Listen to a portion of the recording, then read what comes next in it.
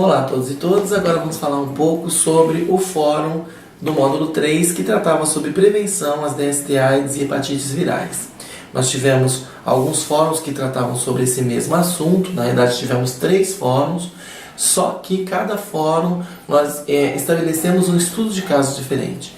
Neste caso, no fórum 3, nós começamos a discutir um pouco sobre como é que estão as estratégias de prevenção empregadas pelos programas de prevenção às DST-AIDS ou programas de controle, né?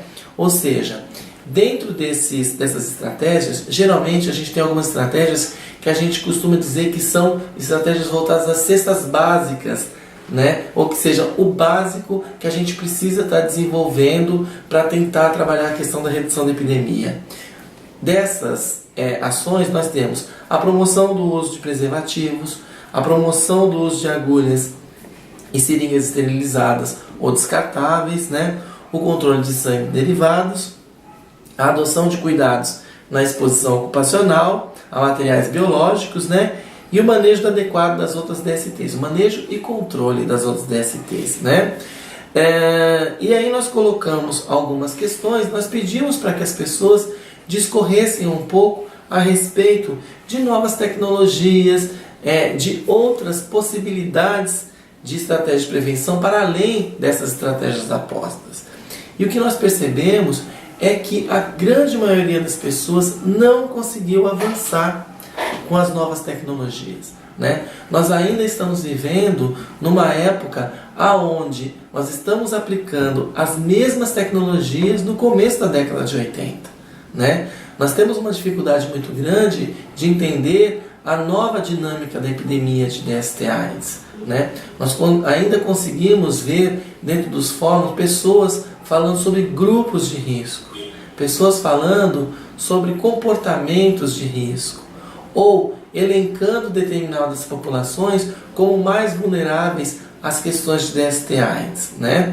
Nós sabemos sim que algumas pessoas ou alguns segmentos têm algumas propensões a estarem mais vulneráveis, mas não pelo fato de ser participantes daquele segmento, mas sim por causa de algumas atitudes que são tomadas. E que não necessariamente essas pessoas, por serem, por exemplo, homossexuais ou serem profissionais do sexo, elas estão muito mais vulneráveis, por exemplo, do que uma mulher casada, monogâmica, mas que ela não use preservativo, né? Nós estamos falando aqui na questão de risco acrescido, né? E aí o que nós percebemos é que poucas pessoas falaram de novas tecnologias de prevenção, né? Poucas pessoas falaram, por exemplo, do uso da profilaxia pós-exposição. Poucas pessoas falaram sobre a profilaxia pré-exposição, que nós já estamos discutindo, já é uma pauta, né, a ser discutida e que é também cercada de polêmicas, né? Outras questões, por exemplo, que é a negociação do uso do preservativo, né, de outras tecnologias, como por exemplo a utilização de gel lubrificante, né, para redução, por exemplo, da possibilidade de acrescer o risco de se pegar HIV, né? Nós tivemos essa dificuldade, né, de avançar nesse processo de discussão.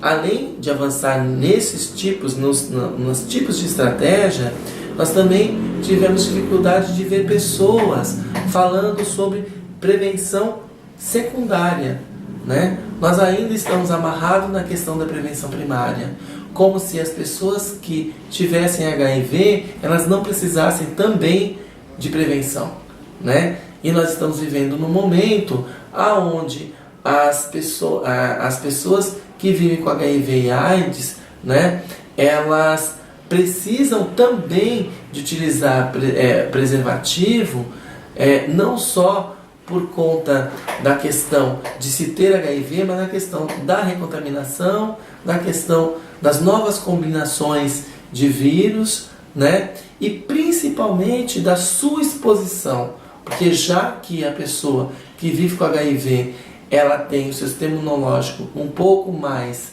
abalado, ela está muito mais propensa a pegar outras patologias, né, se ela tiver uma relação desprotegida.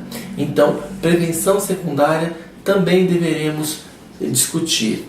Por fim, lançamos também uma provocação. Por que será que as pessoas não usam preservativo? Seria falta de consciência ou seria excesso de confiança no seu parceiro? Ou de autoconfiança, de achar pelo fato de que ela não tenha relações, que ela se sinta mais vulnerável, que ela pode sim abolir o uso do preservativo, né? E também fizemos uma outra provocação que acabou gerando uma certa polêmica, né? Que era: como é que você, enquanto participante do curso, lida com o preservativo em suas relações, né? Isso ficou, na realidade, não só como uma provocação, como um processo de reflexão. Para que eu discuta a prevenção, eu também tenho que entender que eu também faço parte da sociedade e que eu também sou um ser que precisa estar atento à questão de prevenção, né? Então esse fórum foi um fórum bastante interessante e que espero que tenha feito as pessoas refletirem bastante com relação a vários tipos de prevenção, a primária, a secundária, e que avancemos sim nas diversas estratégias de prevenção a serem adotadas para qualquer cidadão que a gente venha atender.